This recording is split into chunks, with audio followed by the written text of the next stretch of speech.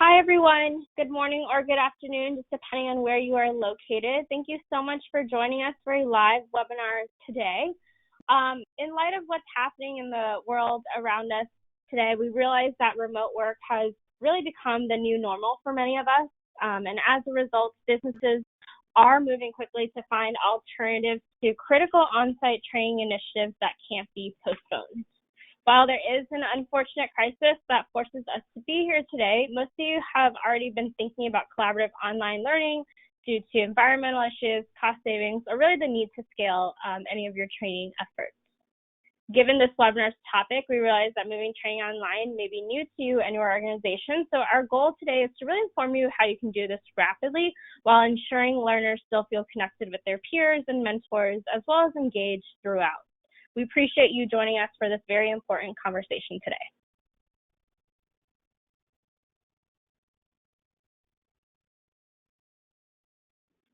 For those of you who are unfamiliar with GoToWebinar, I just want to take a moment here to go through some housekeeping items. Please note that you are all on mute. You can use your control panel as shown here on the right on the slide to submit questions at any time during this webinar. I do want to mention that we are going to stop throughout to address any questions we receive, so please send us any questions. We're happy to answer them. At the end of this webinar, an exit survey will pop up. If you could please take a few moments to just fill out the survey to provide us with some feedback, that will really help us improve our webinar program moving forward. I do want to mention that this webinar is being recorded, so if you would like to rewatch it or share it with a colleague who is unable to attend, we'll be sending out a recording via email within 48 hours. It'll probably likely come within 24 hours, so just keep an eye out for that tomorrow. Before we begin, I just want to take a moment to introduce myself as well as my colleague, Drew Remiker. So my name is Jessica, and I am the marketing manager here at NovoEd. I'm just very excited to be here with you all. I'm joined by our head of professional services, Drew Remiker, and he leads the learning experience design team at NovoEd. He has contributed to course designs with many organizations, including CEMEX, Comcast, Future Workplace, Nestle, the Presentation Company, and has even designed his own course for instructional designers that's featured on our platform. Hello, excited to be here, Jessica. Thanks for having me on the show today. Yeah, we're excited to have you, and I'm excited to have everyone else here.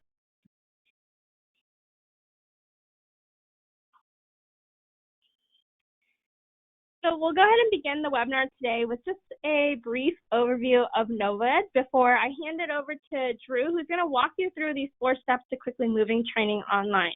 We will stop for Q&A after each step, as well as once more at the end. So if you have questions, please keep them coming our way. I will be monitoring them, and our hope is to answer any questions that anyone has today. For anyone who is not familiar with our organization, I would like to just give you a very quick introduction. So NovoEd was originally founded close to 8 years ago at Stanford's Social Algorithms Lab, and since then has grown to become the leading platform for collaborative learning at scale. The platform provides a comprehensive collaborative solution to develop high-value capabilities that are critical to the success of modern business. Today, we meet capability development needs of global corporations, executive education providers, training and consulting firms, as well as social impact organizations. To date, over 1 million learners have used our online learning platform to develop their skills. And in 2018, Fidelity Investments, as part of their strategy to invest in educational technologies for the workplace, actually acquired NovoEd.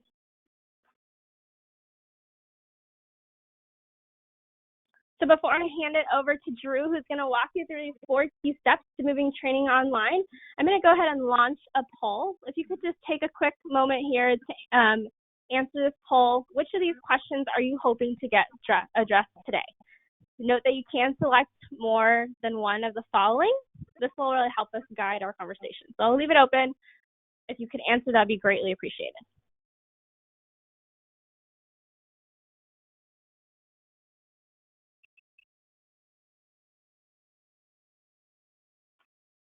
Thank you to everyone who's responded so far. I will leave it open for about another 10 seconds or so for anyone who has yet to answer. If you happen to mark other, please use the chat box to just let us know what we may be missing here. Great. I will go ahead and close the poll and share these results with everyone here. So it looks like a majority of you are looking to retain the effectiveness of in-person training. I think that there is a common myth that when you move training online, sometimes it's not as effective, not as engaging. So really our goal here today is to show you that it can be. And if you have any questions about how to do this, feel free to send it our way. And I think it's also no surprise that over half of you need to get started moving your training online and need the steps to do so. So we'll really try to frame our presentation off of your responses here. So thank you everyone for your participation.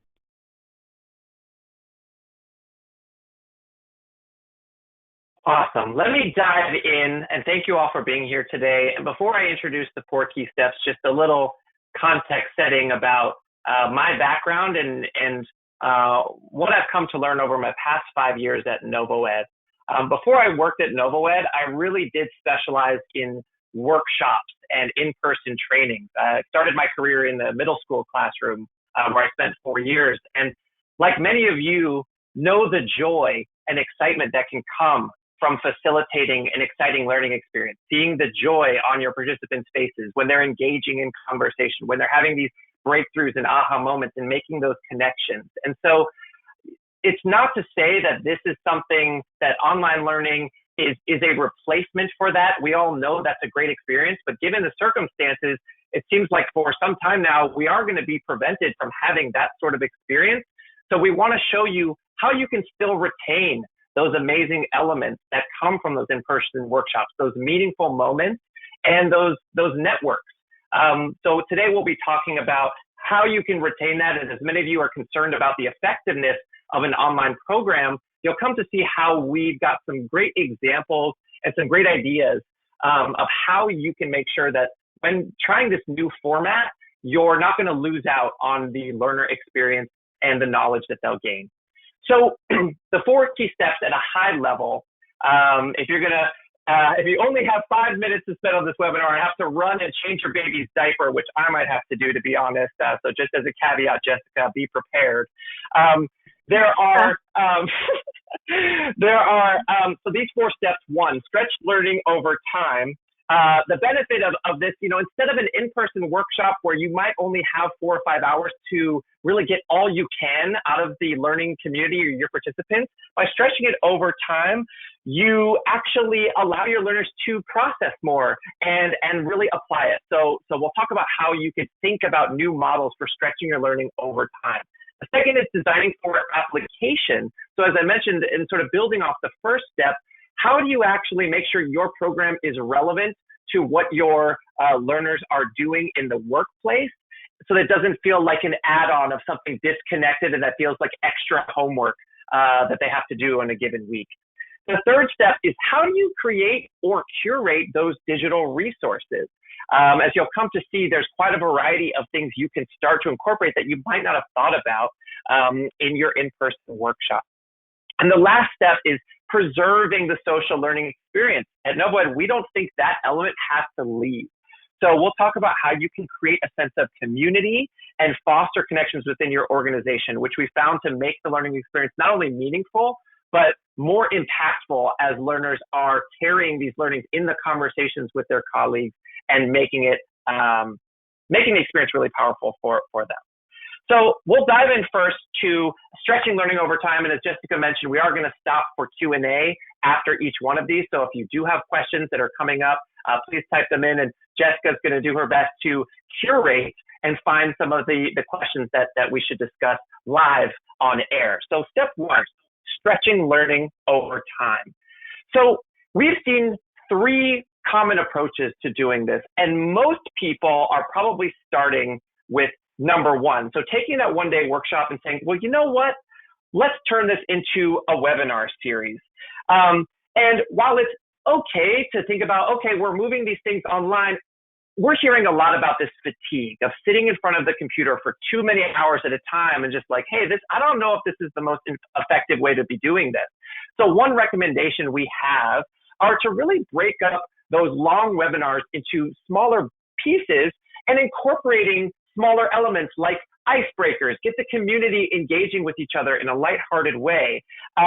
Breakout discussion. So it shouldn't just be lecture-based the whole time. The more you can incorporate those opportunities for learners to connect with each other, to dissect the material, come back together, those are really valuable things. So many people are really considering this first model right here. But the customers that we work with who have been doing this a little longer and figure they might have a little more experience and a little more time, they actually have used what we call a blended approach. That's a combination of live and asynchronous activities. So they might start with a kickoff webinar with the expectation that over the next week or two, you're going to be applying these ideas and bringing something back, where they re-engage in a second webinar to talk about how it's been going. And maybe there's another bit of information displayed there or a new framework that's introduced. But the idea is then there's some final culminating activity that might span the next week or two. And then everyone comes back for a final webinar after giving each other feedback on their various projects. So we've seen this model be very valuable in, and again, stretching learning over perhaps instead of that 1 day period, you might be talking about a 4 to 8 week period. But then the third model we like to describe as the social online experience, where you're really presenting a variety of digital content and learners are applying these things on an ongoing basis. We're leveraging things like social learning best practices. We're putting people into teams where they're expected to work on a project. They are giving each other feedback. They're making these connections. We might even incorporate mentors or thought leaders to come in and provide their insights at various times. So we'll get more into the details of what that looks like in a bit, but know that there is a spectrum, and no matter where you're starting, there are some best practices you can incorporate. But as we've seen, as the different models move farther to the right, we've seen learners really get more engaged and have an amazing experience. So let's talk about a customer story. So this is from a Fortune 100 company based in the Midwest that operates in the fields of industry, healthcare, and consumer goods, who designed a course on productivity and goal setting. The original program was a 1 day in-person workshop intended for 20 people. And what they were trying to achieve was scale, and thinking, we'd really like to reach more people. We believe our content's great, but how do we actually do this for a broader audience? So they experimented with a 3-week entirely online experience with 80 people, actually more than 80 people. And the way they broke it up was essentially an introductory activity where everyone gets to engage and reflect and have this sort of informal connection piece. They actually split up the content into 3 parts. So during this first week, you're really just going to be looking at this first section, and we're going to have you discuss it during this week. So after you read this or after you watch this material, you're going to engage in a dialogue with your colleagues in the course. And then there is an authentic task. So how do you apply this at work? All right, take this first framework and apply it to your next team meeting. Or your next set of, your next work week. How do you increase your productivity? And then share it with the community and get some peer feedback on that. And then you'll see the same process repeats in week 2 and week 3 as you're doing that same thing. You're absorbing some content, you're going into your job, and then engaging with your peers. And then generally, if there is that final task, some culminating capstone project it's been called, or essentially how you combine all of those skills and concepts into one big project, that's what we see can be very effective in bringing all the learning together and having that impact. So that's how one organization took their initial training that was in person and translated it into this new format by stretching it over time. So right now we're going to review some takeaways, and then we'll get into the Q&A. So really, the idea here is more time to learn means there's more time to apply the concept. In a workshop, you might only have an hour or 2 at most to say, okay, let's think about your work, breakout groups, let's do this. But if you think about that spanning over the time of a week, learners might have this opportunity to think, oh, actually I have a meeting on Thursday or Friday or maybe next Monday where I can really test this out. Learners appreciate the flexibility to approach learning when it makes sense for them. So when learning is stretched out over time, you might have a moment. Well, nowadays I usually reference learners on their commute. I don't know how many people are still commuting, but if you are, there are these moments in the day where you can make time to watch a 10-minute video or spend 20 minutes reading an article. And then more times also means more opportunities for feedback. When in a workshop, you can really only give so much feedback, but by sharing it in an asynchronous way, over the course of a week or two, learners can actually go in and explore each other's ideas, with more time available than they would have had. So with that, we'll pause and take some questions that Jessica will be curating for us. Great. Thank you so much, Drew, for running us through that first key step. So the first question I have here, when you were kind of talking about the different formats for the social online learning experience specifically, how long should one session be? One session. Interesting. So I've heard a lot of different terminology regarding sessions and lessons and modules. I guess the way I would just describe, one of the parameters that we try to operate from is what's a reasonable amount of workload for my learners in a given week. So when we're talking about a session, or perhaps, week one is, module one, think about that 2-hour time frame. 1 to 2 hour time frame that learners might be engaging in. That might be comprised of 10 to 15 minutes or 30 minutes of digital consumption, but where we really think about time and how it should be spent, we believe in the 70-20-10 model, where really we believe 70% of learning happens with application. So really, it's the designing your assignments, which is a preview of step 2, designing for application. That's where really the majority of the learning should be taking place. So I think what's nice about this, there's a little bit less of a burden on how do I come up with those 4 hours of content? It's like, no, you really only need to come up with a few key resources and then put the onus on the learner to do some of that thinking and application. And so that's how we think about allocating time for a session or, say, a module. Great. Thank you, Drew. The second question that I see here is about that case study that you just shared. So for the case study of breaking it into a 3-week time frame, do you have an idea of how long the days were? How long the days were, as in, for each week? Yeah.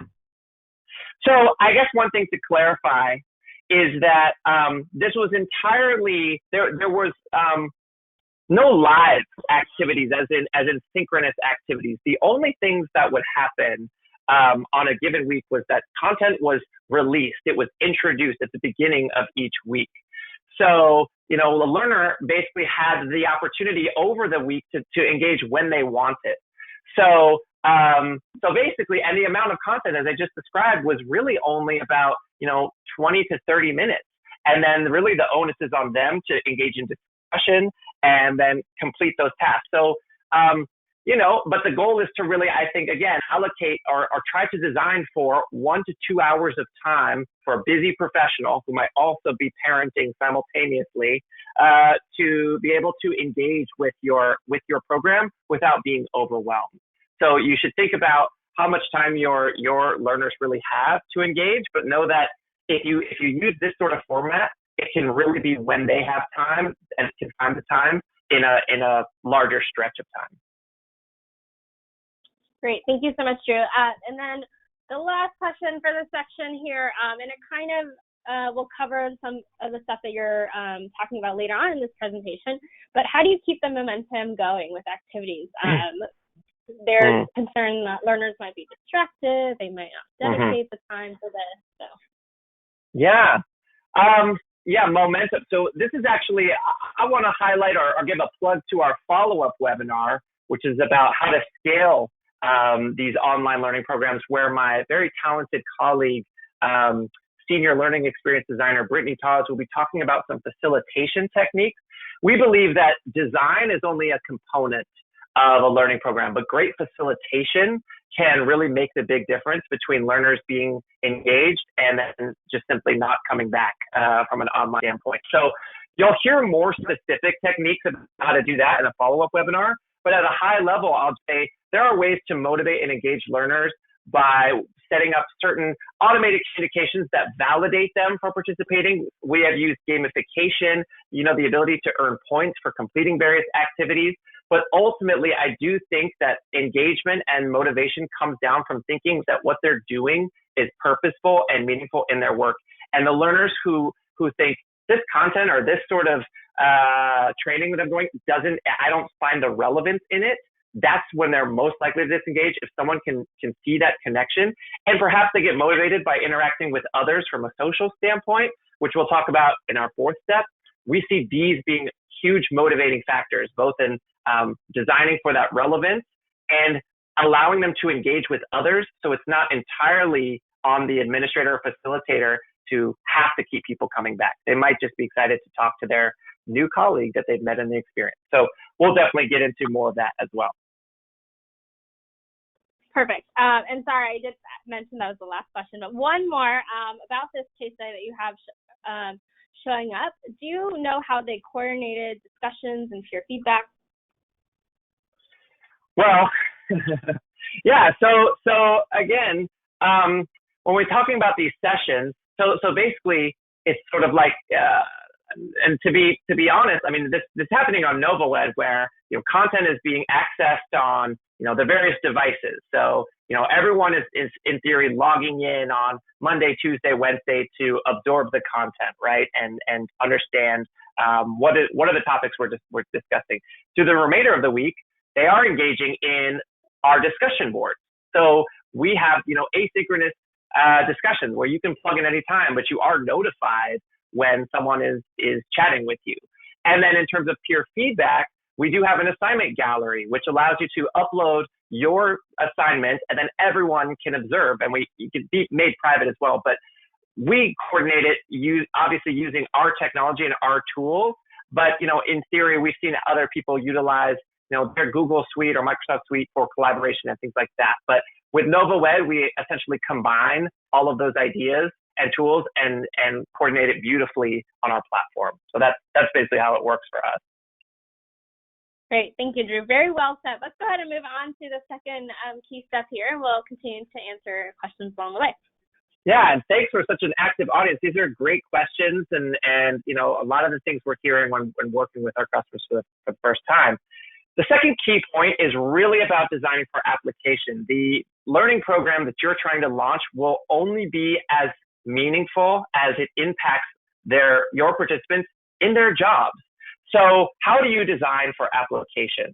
So I guess one of the big myths that we're trying to argue against is what most people think about of an online learning course experience, where you're watching a video, you're clicking next to continue, and then selecting the right answer from some multiple choice or scenario-based framework. And unfortunately, because it's so decontextualized, oftentimes we have these sorts of feelings.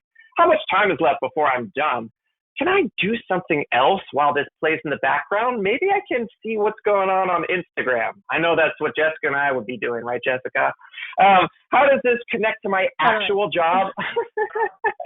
And I wonder if I can figure out the quiz questions before watching this video. How do I hack this? How do I actually figure out a way to make this go faster or distract myself? So some of you who have taken some of those trainings might have those feelings associated with online learning, and we want to break that trend. We don't feel like that's how online learning should feel. So what we think about when we design great online experiences is we go back to some of the roots of pedagogy. Those of you who might be familiar with this idea of Bloom's taxonomy and creating context. So those older online programs are really focused more on the bottom of this diagram, where you're asking learners to recall facts and just have a basic understanding of some vocabulary, some terminology. But as we design this experience that are for things like leadership, design thinking, sales, the skills and what we like to describe as capabilities are much more complex, that require learners to do sorts of activities that incorporate what we call, and as Bloom calls, higher order thinking at the top of this pyramid. So you might ask them to analyze a situation at work, identify where you're running into this issue. Next, you're going to design a solution, prototype something, apply this framework, right? So, and then incorporating even peer evaluation, you're having learners evaluate each other's ideas, and maybe you're having them even evaluate the frameworks you're presenting. So these are the sorts of higher order thinking skills that we aim to incorporate in all of our experiences to make them much more relevant to the workplace. So I'll share another customer story about an SF-based startup who specializes in digital experiences and personalized customer journeys, who we work with, who needed to scale their sales onboarding quickly. They were bringing on a large number of sales team members in a short amount of time. And we worked together to collaborate on a really powerful learning program that incorporates some of these higher order thinking skills. Here are some of the activities. So from an analysis standpoint, instead of just read the sales deck and make sure you understand it, it's like, no, review it and determine what are the most and least compelling slides. So do some analysis, do some critical thinking about this, and share your ideas with the whole team in the program. Okay, application, apply the sales theory framework to an existing opportunity. So they were expected to read a book and then incorporate some of those ideas to one opportunity they're currently working on. So let's make it relevant to our work right now. Create, they were asked to record a video. And then we incorporated this peer feedback where you actually got to evaluate each other's videos and say, what spoke to you? Where could they be improved, right? This was a great opportunity to connect. And as you know, sales teams often located remotely and not in the same place. This actually allowed them to give each other feedback in a way that they wouldn't necessarily have because they're not, working at the same place at the same time. So this is how a customer of ours, how we worked with them to design what we describe as really designing for application and designing using higher order thinking skills. So the key takeaways for this second step is that deeper learning happens when learners are doing, not consuming. As in, a lot of people think about what's the content and what are the materials I need to provide my learners. But if you can think more about what they're going to be doing with that, how do they take this and apply it? That's where real learning happens. And by contextualizing it and personalizing it in the workplace, again, you're making it meaningful so it doesn't feel like extra homework and learners lose interest. And then while their instructions and content can be prompted online, learners should apply ideas in real life, or IRL. The millennials tell me is the cool way to say that, the IRL. So think about, while online learning can certainly in part happen online, it may actually in majority take place outside of it, whereas there's a sort of connecting point, a rendezvous online where learners are connecting and sharing. But really, as we all know, learning happens most and the impact of learning happens outside of the classroom when these things are really being applied. So I'll pause there and ask questions from the audience. Jessica?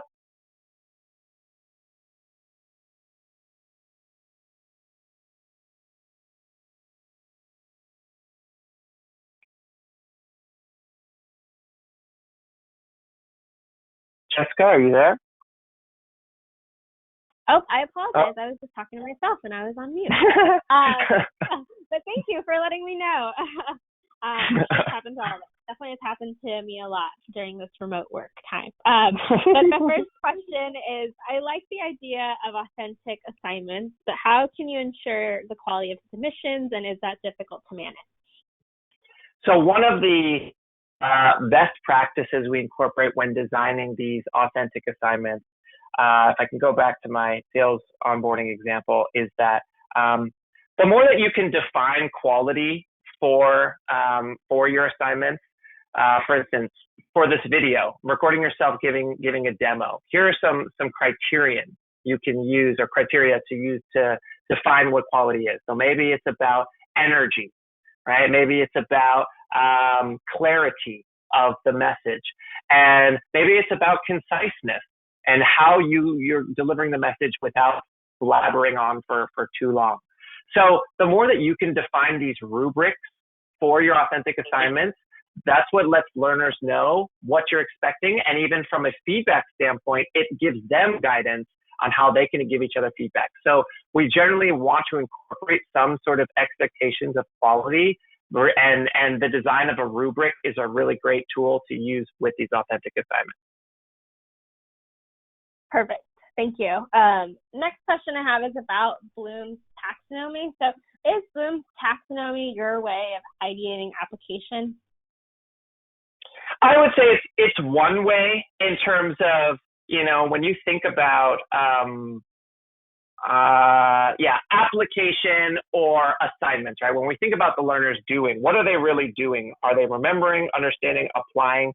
Generally, when you think about the key takeaways for any learning program, they can be aligned to one or more of these, levels. I think there are other great resources. I'm a fan of the 6 facets of learning by Wiggins and McTeague. For those of you who are familiar with understanding by design, there are other ways to define higher order thinking or ways to apply learning. But these just give you some basic verbs to stimulate, okay, what am I going to have my learners design or create or critique or evaluate, right? If you can think in these ways, it gives you actually the freedom, a little bit more freedom to design activities that can take on different formats.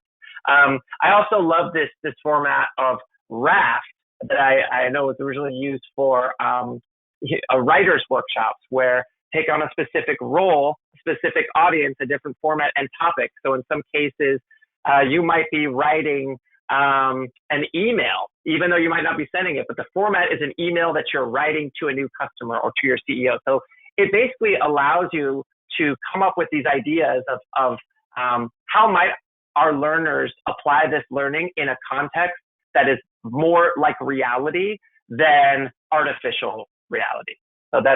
But anyways, hopefully that answers your question. But yes, we use these sorts of verbs to at least prompt ideation of the types of activities we could do.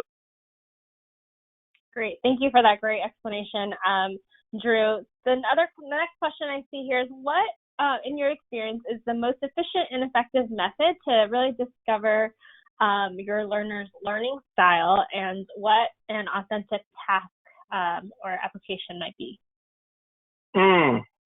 Good question. So, as Jessica mentioned, we have our learning experience design course, which I'll give a little shout out to that, starting in a couple weeks, April 13th, free online course to explore both our platform, but our learning methodology. And we've incorporated this idea of learning styles in previous iterations, and it's hotly debated. It's a hotly debated topic where some learners say this learning styles have been debunked. Regardless of learner preferences, the impact of learning is not dependent on styles, and really, but I think the way we think about it at NovoEd is about how do you keep your learners from getting bored? And so what we like to incorporate is a variety of media, because, if you can incorporate a blog and a video and an infographic, I think we just hear that learners respond and really appreciate having a variety. So that's how we think about learning styles. And from designing an authentic task, it really boils down to who your learner is and what is their job. So a lot of times when we're working with our customers who are perhaps designing a marketing program or a sales program, we really at the end of the day say, and how will they use this and what are they expected to do with it? It's like, well, if the goal is to give a good demo, then that should be your assignment, right? At least in the format of practicing it. So it's really more about honing in on thinking less about learning for the sake of learning and diving in to learn more about your audience and doing that sort of gap analysis around, like, what are the skills you're trying to build and why? So if you can think about designing based on what your participants' needs are for their jobs, then it's going to be impactful, and it will honestly be a little more obvious the types of things that you're designing and asking them to do. Great. Thank you so much, Drew. Let's go ahead and move on to the third step, because I'm sure people would love to know what that is. And again, any questions you have, please send them to us. These have been great so far. Wonderful. So the third step is about curating and creating content. And I'll just share a funny anecdote. My wife actually works in training as well and manages a number of in-person workshops. And the other night she comes to me and says, hey, so I need to make a video. Can you help me with that? And I was like, yeah, what's it about? She's like, well, I have this PowerPoint slide that is not self-explanatory. I need it to come to life, and I just want to record audio over it. How do I do that? I said, let's do that. And I think that she was so excited, and we had this great moment, and it's like, that's the sort of spirit I think you can take towards this next step about where a lot of people are coming to us saying, I don't know what my content's going to be. I'm nervous about my PowerPoint turning digital. And there's actually a number of great resources that you can use. So we want to talk about that. So when we think about the in-person training versus online and the standard content you see, right? It's like, oh, you might have PowerPoints. You'll have the speaker notes. Maybe there's a workbook expected for the learners to be completing throughout the program. And there's generally somebody talking. There's always that person at the front of the room who hopefully is engaging and sharing anecdotes and facilitating a great conversation.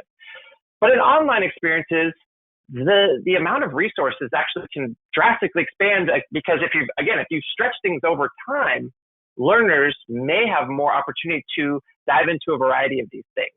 And we see a lot of courses and experiences that offer a variety and say you get to choose, which things you want to explore, but make sure, you're leveraging some framework or some resource to complete your next activity. So videos, infographics, again, even the use of PowerPoint, if a learner can click through it on their own and understand it, then that might be a valuable resource in itself. The incorporation of podcasts or online interactive activities, designing for SCORM files, Articulate, Captivate, those e-learning designers, instructional designers can incorporate those resources as well. There are existing video companies and online content libraries a lot of our customers incorporate, and articles and web conferences. So still having a live experience and hosting those web conferences, that can be powerful. So let's talk about what are those strategies for using digital content. And if you want to move quickly, and this webinar is about moving quickly, the fastest thing you can do is really leverage what currently exists from your available resource library. So, taking your team to say, hey, we're going to do a little bit of analysis of what we have and determine what can we use in place of this. And instead of this lecture that we normally give, what actually explains that well from our existing resources. But the second approach, which is also exciting, and if you're feeling motivated, is to create content. And what you'll find is, or what we found with our learners, is that even videos shot from a smartphone can be engaging, highly personal, and make the learners feel like, oh, this is very authentic and real and feels agile. So don't be afraid to actually get on camera and say, hey, I'm going to explain this to you. Not used to doing this format, but this is me. Hey, slides with audio. As I mentioned that story, right? If there's a visual that could just be explained with some audio over it, that might be a 1-minute video, don't be afraid to use your tools that are native to your laptop, or to use some free software to basically create something that's going to be a great resource that can be used over and over. And then edited webinar recordings. Some of our customers say, we did do this great webinar, but we'd highly recommend that you don't give your learners the 30-minute webinar to watch. Some might go through it on their own time, but to be able to edit it for quality and take out maybe some irrelevant parts, to take out those moments that weren't as impactful, and maybe even break it down in a 30-minute webinar into a series of 3 10-minute webinars. Like, Jessica, maybe we can break this webinar into our 4 steps, right? One micro video for each one, right? Sorry to put that work on you, but that's the idea, right? Is basically how do you make this consumable, but also you can leverage some of the things you've already done, right? Even if it's just taking the first 5 minutes of the webinar, that's really impactful. So think about utilizing some of those strategies when coming up with your digital content. So I want to tell a third customer story about another Fortune 500 company specializing in the building and materials industry, who really wanted to put together a course quickly on unconscious bias. The context here is their CEO announced a new commitment to diversity and inclusion in their organization. And to make that commitment real, they wanted to launch an initiative essentially within 3 weeks. And so we said, how do we do this? Where we don't want to be producing too many things. We wanted to see how we can get something launched quickly. What's your recommendation? So what we did was essentially this 2-week curation and creation sprint, where during the first week, it was like, okay, we all went out to find what are the resources we have available, what's in their content catalog, what are the frameworks we can use. And they also knew they wanted to create one video that had a senior VP who could speak to why this was important to the organization. So that was one thing that was happening in parallel. In the second week, everyone came together to review those materials and talked about why is this valuable? What makes this resource better than that one? And we concluded that we came up with the 5 resources that would really get at the heart of what the topic was. And then feedback was provided on the script and the video was filmed. And then essentially in 3 weeks, the course was launched. And obviously there's feedback and iteration along the way. So it's not like the course is designed and it's going to forever be this way, but it was great that they could actually, we could get all these learners engaged in the topic in a very short time frame. So this is how we work with one organization to launch something in a really quick way using this curation and creation sprint. So I'll pause here, or not pause. I will share some key takeaways. I'm getting ahead of myself here. Essentially, online learning doesn't limit what content you can use, but expands it and allowing for engaging digital content. So some great facilitators and workshops I've seen might say, hey, let's watch this quick video, or let's listen to this song, or let's incorporate this. Well, now you kind of have to do that, but don't feel like that's a scary thing, because there's actually more opportunities out there for really great and engaging resources. You don't have to create everything, right? You might have in your library, and your colleagues might have resources you can leverage right now. So don't worry about reinventing the wheel, because many of the things you have can be incorporated online. And then finally, don't be afraid to create your own digital resources. It might be scary the first time, but once you've recorded that first audio, or you recorded that first video, you'll feel more comfortable.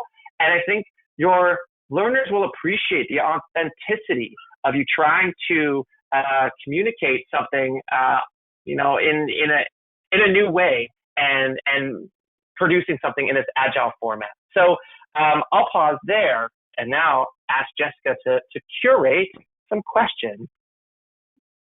Good use of wording right there. Thank you, Drew. Back to the unconscious bias course you were talking about. Do you recall how long it was and what learners were asked to do afterwards? Yes. So the idea was, this was what we would describe as a self-paced course, but with one key final activity. So the idea was, as we described, there were only 5 resources in the experience. So I believe it was a couple of videos, an article with a framework that was to be applied, and I think an infographic. And what they had to do, the final assignment, was what we designed as a week of awareness, where each day the learner would decide on one of a variety of activities that they could apply. So part of the concepts or course talked about mindfulness. So where did you take a moment in each day to engage in a meditative process to avoid coming to snap judgment? Another was about seeing the world from a different perspective. So taking a different class you had and walking a different way to work. So learners were sharing some of those stories about that. So the idea was they could consume the content however they would over 1 to 2 weeks, but really once they engaged in that week of awareness, they were committed to 1 week each day, writing down a journal entry of how they were applying these new ideas in their everyday life, which was both in the workplace and out of the workplace. So that was kind of how that the design of that course came to be. Great, thank you, Drew. So the other question here is, in between curate and curate, would you say that convert is also possible? Drawing from your reference earlier about how we could break this webinar into 4 different videos talking about the key. Yes, absolutely. What a great idea. Jessica, we're going to have to modify this. We're going to have to redo this webinar, add in that middle section. I think that's a great point, that there is this slight step of taking something and saying, it can't exactly be used as is, but some slight converting of it, whether that's consolidating, whether that's, perhaps adding that little audio component, the conversion. I think that's a great point to be made. So yes, maybe it's about identifying what can be used as is, that's curation, what needs to be created from scratch, that's create, but what needs a slight amendment that we need to convert to make digital. That's a great point. So yes, great point. We're going to change all our future webinars to incorporate that. Thank you for bringing that up. Thanks, Drew. So when you're talking about curating content, there is sometimes a concern about copyrights. When you're not creating it yourself, do you have to cite sources, ask for permission?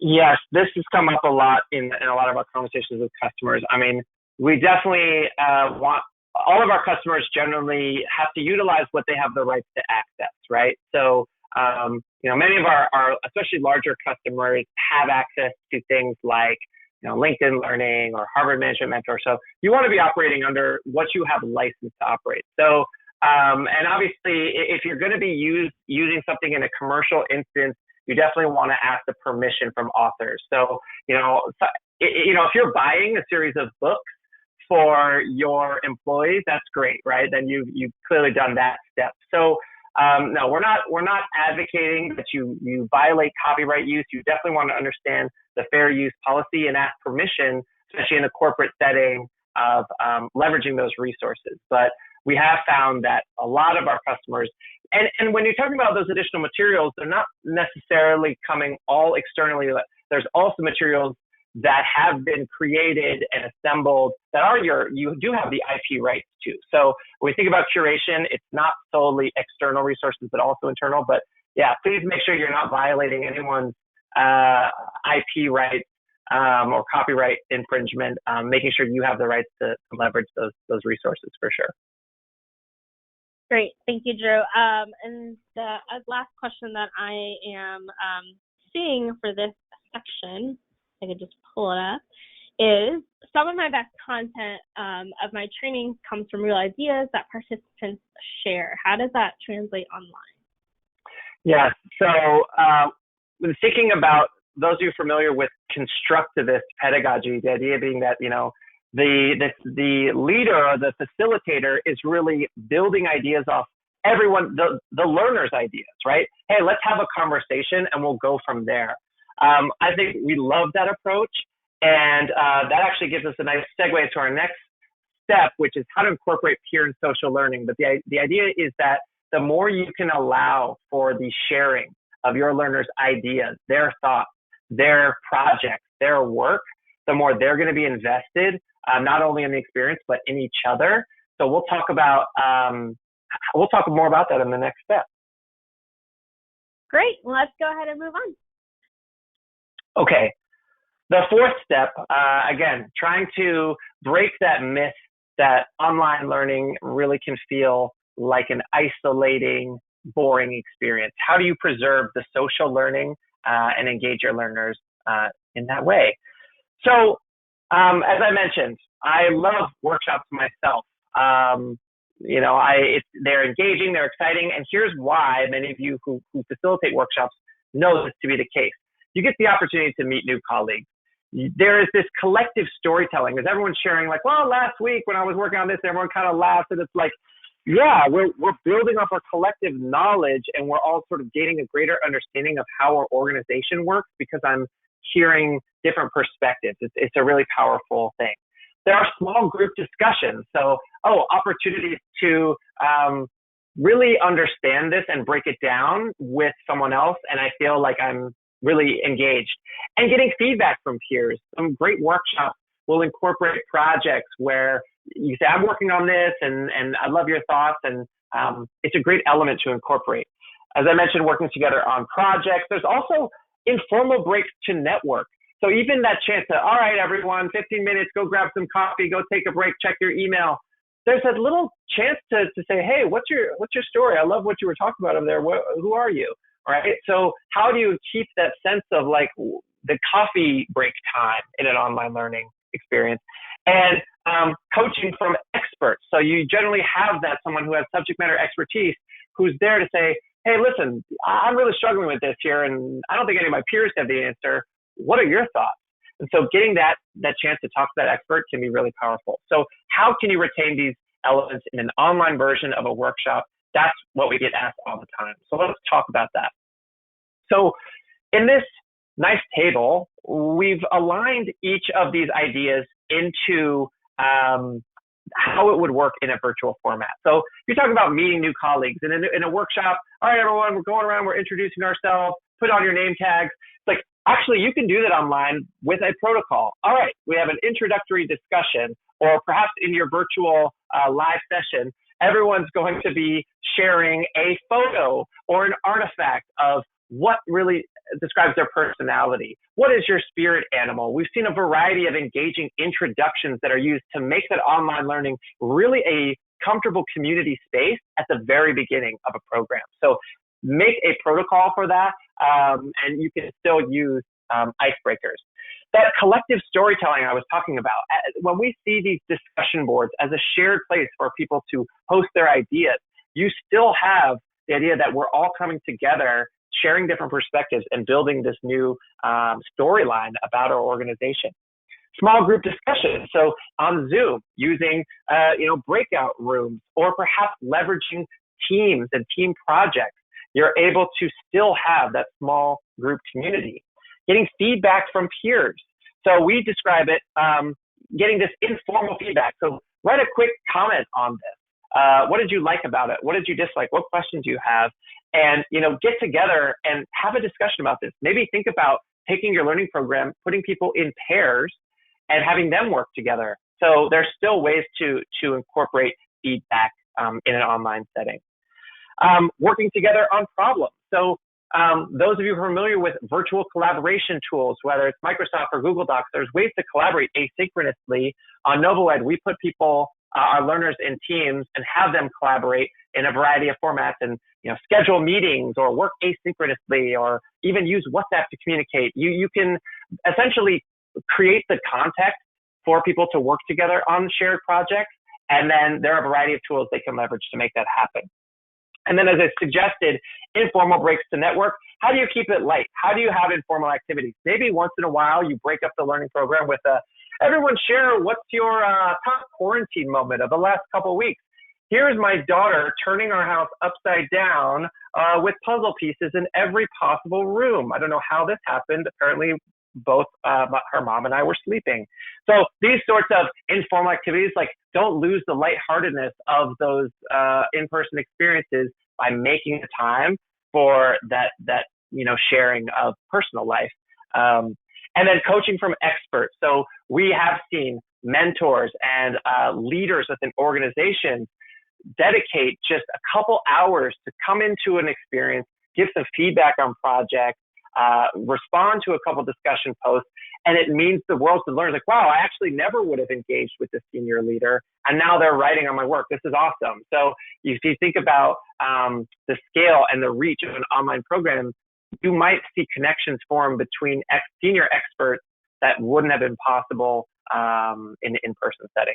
So just wanted to share those ideas, and then share one final customer story, which is about a Bay Area-based global manufacturer of consumer and professional products who designed a leadership development program over a 9-week span. And I want to talk about how they leverage the different social elements in each phase and each week, really, of this program. So started off with a kickoff webinar where learners actually, prior to the webinar, did some identity sharing in the form of an activity where they're sharing different pictures of their life and describing the different elements of their personality and their identity. So you can think about these engaging different identity sharing activities that learners could share, perhaps even prior to a live interaction. But that then provided the opportunity for this wonderful gallery of different ideas and different people's personalities. And then they formed teams. So in our platform, and we've seen it in different ways, where learners can self-form teams, or you can have administrators form teams. The idea is there is a social learning opportunity in the identity, the team's creating an identity for themselves. So on the NovoEd platform, our teams are creating their team names. We are the Tiger Claws, or we are the designers with attitude and what have you, and coming up with an image and a tagline. And this can just be a great way to build community and, again, create engagement in the experience. And then, again, throughout these teams, as they are doing that small group discussion, that's where they're brainstorming and coming up with ideas. I also want to point out that team leads in this program were identified. So in order to manage the community and scale, each team had a representative team lead that was responsible for coordinating meetings, making sure everyone was on task. So that was a great approach. And then, as I mentioned, there's a project they're working on, they're brainstorming, they're iterating on these things with virtual meetings, collaboratingly, asynchronously over different forms of documents. And then there was a final presentation in front of key stakeholders where those key stakeholders got to give expert feedback. So with that, and I know we're running almost short on time, so I want to get through these key takeaways and make sure we have time for some final Q&A. So again, online connections can happen through intentional activity design. It's not going to happen just automatically. You do have to be a little bit proactive in thinking about how you're going to have your learners connect with each other. And then you can use a combination of peer and expert feedback to leverage the collective internal knowledge of your organization. So your learners may know more than you think, and they may have more experience to share than you could ever have. So give them the floor and opportunity to do that. And finally, don't be afraid to make that time for these informal connections and relationship building. So keep it lighthearted, keep those icebreakers, and keep people having a good time. So with that, we'll pause for Q&A about that step. Yeah, thank you so much, Drew. The question that I'm seeing here is, how is social learning applied to concepts that are not necessarily social in nature, for example, coding or finance or even compliance? Yeah, so we do have a number of courses on our platform that aren't, as you described, social in nature. You know, if you're working in Excel or you're working in programming, we do find, however, it's still valuable if you can incorporate that peer feedback element. Even if something is generally done in isolation, I know even our engineers, we have code reviews. So there are probably always opportunities for peer feedback or expert feedback, even in a generally isolated function where work is being done independently. Great, thank you so much, Drew. Let's see what next question is. So we have someone who's asking about, getting buy-in from some stakeholders. Do you have any advice on how to convince stakeholders of the value of online learning? Yeah, well, I would say, we've got a number of resources on our website. You can check out white papers, case studies, send them a recording of this webinar.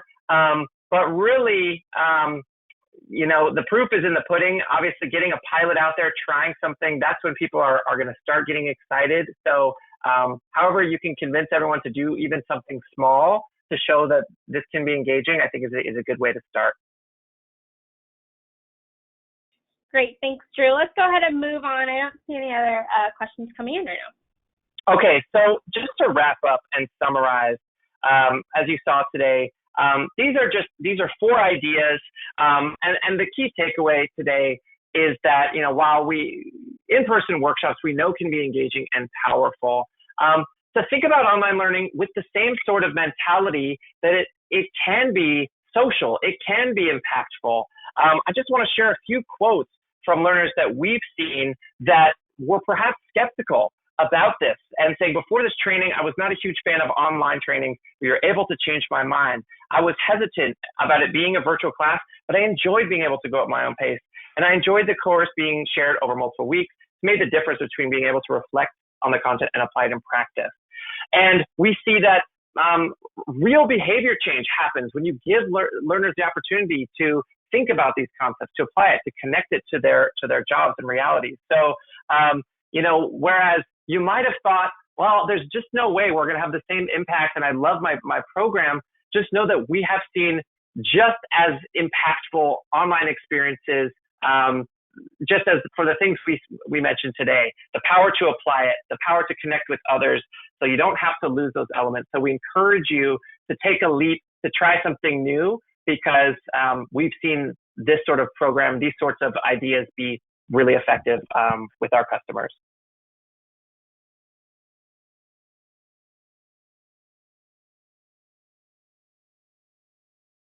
Great. Thank you so much, Drew. Before we just quickly wrap up here, I just want to launch one last poll. If you are able to respond, we would love to know, how soon are you looking to move your training online? So we'll just keep it open for a couple of seconds here. If you are still with us, we would greatly appreciate an answer.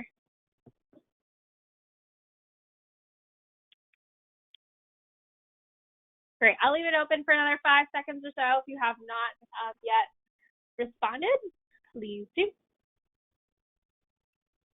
Great. Thank you to everyone for participating. I'll go ahead and close and share the results.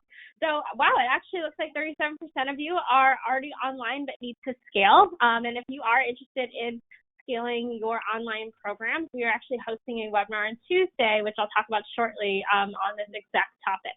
I don't think it's any surprise that many of you also need to move training online within the next 3 months. So we hope that you really did find a lot of value out of this webinar, and we will share the slides and recording with you. Will hopefully guide you in this transition. Let's go ahead and hide the results and move on and wrap up quickly. So thank you, everyone, for really joining us today. I had a great time. I know Drew did, too. If we were unable to answer your questions, we will try our best to follow up afterward via email. However, you can always contact us at info@novoed.com. If you would like to learn more about NovoEd, please type yes in the questions panel, and we'll be happy to follow up with more information afterwards. And earlier I mentioned our webinar on Tuesday. So if you'd like to join our webinar, Scaling Online Training Programs for Maximum Impact, which will be led by our Senior Learning Experience designer that Drew referenced earlier, you can use your phone's camera to actually scan the QR code here to sign up. We'll also send this link in the webinar follow-up email, which includes both the recording and the slide presentation. Lastly, if you could just fill out this exit survey that pops up when you leave, that'll provide both Drew and I with very valuable feedback so we can continue to improve our webinar program moving forward. Lastly, thank you all again for your time today. We hope you have a wonderful rest of your day, and I hope that you and your loved ones stay safe during this time. Yes, thank you all. Have a great rest of your day.